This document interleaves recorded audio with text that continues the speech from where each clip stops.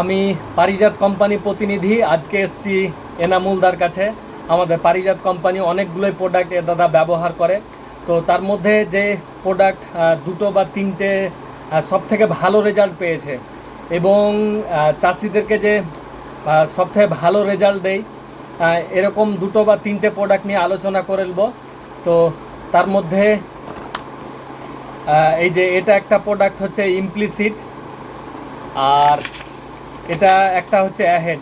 তো দাদা এই ইমপ্লিসিট প্রোডাক্টটা কোন কোন ফসলের ক্ষেত্রে ব্যবহার করেছো এবং কি কি ডোজে একটু বললে ভালো হয়। এটা আমি দুটো ফসলের ক্ষেত্রে ব্যবহার করেছি। এক নম্বর হচ্ছে লঙ্কা। লঙ্কা পাতা কোঁকড়ানোর জন্য এটা 20 ml করে প্রতি ট্যাঙ্কিতে, আর এটা অ্যাহেড এক ট্যাঙ্কিতে, মানে দুটাকে পাঞ্চ করে স্প্রে করেছি। তো লঙ্কার পাতা কোঁকড়ানোর জন্য খুব সুন্দর রেজাল্ট পেয়েছি, মানে এত সুন্দর রেজাল্ট যে দেখে মন খুশি হয়ে গেছে। আর বেগুনের ক্ষেত্রে স্প্রে করেছি 28 ml ট্যাঙ্কি ইমপ্লিসাইড, আর তার সাথে জাইফেন আলট্রা।